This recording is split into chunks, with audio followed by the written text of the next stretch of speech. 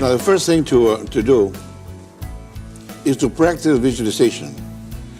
Now, we say we are practicing, or everybody does practice, visualization with the left brain hemisphere.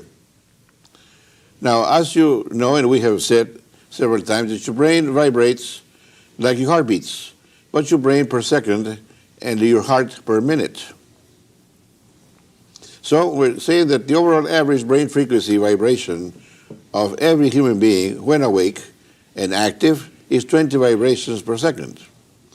Now the idea would be to first start visualizing at that level, at 20 vibrations per second, where we have learned to function on the average, to practice visualization.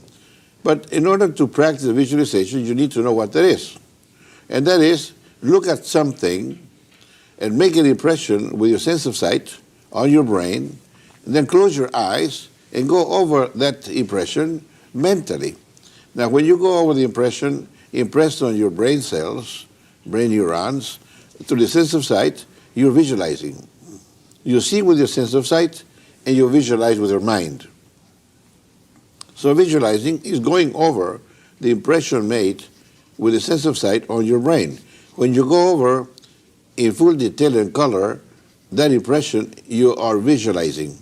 So you want to practice first at seeing any one thing, then closing your eyes and going over what you saw in full detail and color. Now you're practicing visualization at the overall brain frequency, average frequency of 20 vibrations. Now that's to begin with. This starts you off on how to visualize, because visualization is the foundation for better imagination and better memory and better what we call clairvoyance, meaning a person who uses either brain hemisphere consciously. Because as we have said, only 10% of humanity by natural means develop the use of both brain hemispheres consciously. Everybody uses only the left one consciously and the right one subconsciously, which means they're not aware that they're using it, they have no control over it, and they call it the subconscious. So now, once you have practiced using a visualization at the 20 vibration, average brain frequency that everybody operates on, and you now know what that is, going over the impressions made with a sense of sight, mentally, in full detail and color, until you get good at it. Then you want to learn to slow down your brain waves until you get to the center of your brain frequency spectrum, the center of how your brain operates. And there's 10 cycles. The center is 10 of 20, naturally. Half of 20 is 10. So that's the center. Once you learn to function by slowing down the brain frequency to 10 cycles, that is the connection, that is the door to the right brain hemisphere. Now, once we have done this, then we transfer those images that we have made, the impressions, with the sense of sight, take them to 10 cycles, and transfer them to the right brain hemisphere. Now here, we need to continue practicing, now using the right brain hemisphere to visualize with. So we are actually going from the 20 cycle vibration practice to the 10 cycle vibration practice, and using the right brain hemisphere to establish a good, strong foundation as to where the creative process begins. Because visualization is the starting point to imagination. What is imagination? To alter what you have visualized. Let's say, for instance, you have visualized a table with 4 legs. Well, mentally, with the right brain hemisphere, you add 2 more legs on it. And mentally, see the picture of a 6-legged table now. If you like that, because it looks better than with 4 legs, then you go ahead and create one. Maybe you've never seen a table with 6 legs. Now you are the creator. You started by using your imagination to create with. This is the creative process.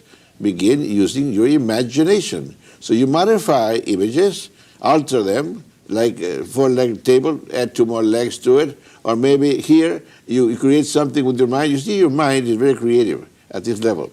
You can create something that you've never seen before. So then, when you like what you have created here in the world of the mind with the right brain hemisphere, you are actually using a created energy to create with. Now you are a creator. You are an inventor.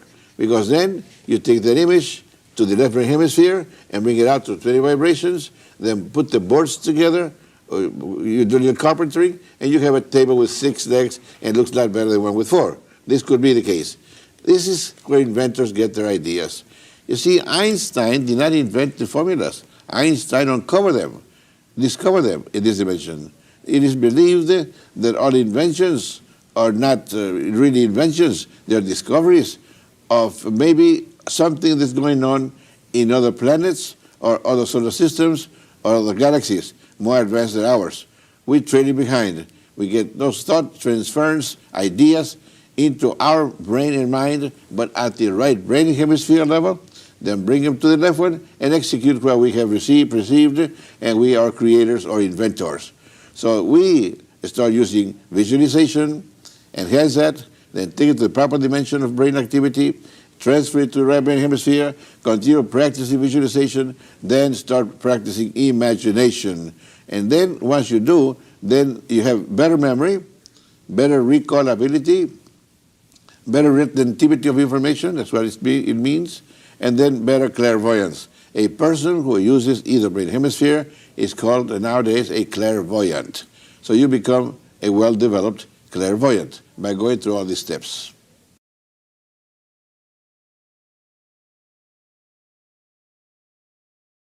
There's many ways of doing it. For instance, we mentioned that once you have learned to slow down the brain frequencies, you can add, for instance, once there, that when you want to get back into that dimension, to bring together the tips of the 3 fingers like this, the thumb and 2 fingers, just like this, one hand or the other hand. Now, when you are at your level, meaning you have found the 10-cycle brain frequency vibration, you go ahead and tell yourself that this and this will keep you aware at that dimension. Meaning, say for instance, a teacher is lecturing, and before you go to the lecture, you go to your level and tell yourself, I want to impress the lecturer strongly in my mind and brain so that I can record it any time in the future with this same technique. So when I'm going to listen to this teacher, I'm going to keep my 2 fingers like this while I'm listening to the person. So when I go to the lecture hall, I want to do it like this, and I'm listening to a lecture. I want to be sure that I know the name of the lecturer and the subject matter that I'm listening to. So when I get through listening to this individual, I go back again into my level and repeat it. Whenever I want to recall that information that Mr. So-and-so, Professor so-and-so lectured on this subject, whatever, I can recall it anytime in the future by just doing this again. Now that's the key or clue that you program yourself with. For self-programming, it's called the 3-finger technique for self-programming. Now that would be when you're listening to a lecture, okay? And when you want to impress or record that information. Now you can also, when you are going to read a lesson, before you read a lesson, you go to your level. Now you know what I mean. By going to a level means the 10-cycle vibration to use the right brain hemisphere. Here we have more brain energy than at any other dimension of the brain. Here the brain is more synchronized, more stable, and more energetic to make strong impressions on neurons for better memory or recall.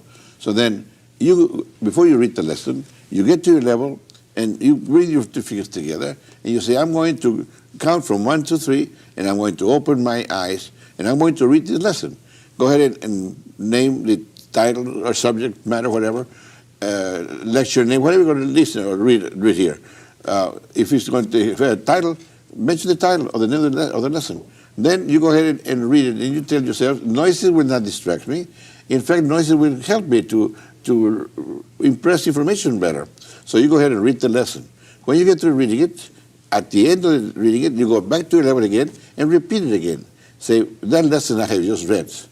Whenever I need to record that information in the future, all I need to do is to bring my 2 fingers together and remember the title or subject, name of the lesson, and the information will come to me as though I have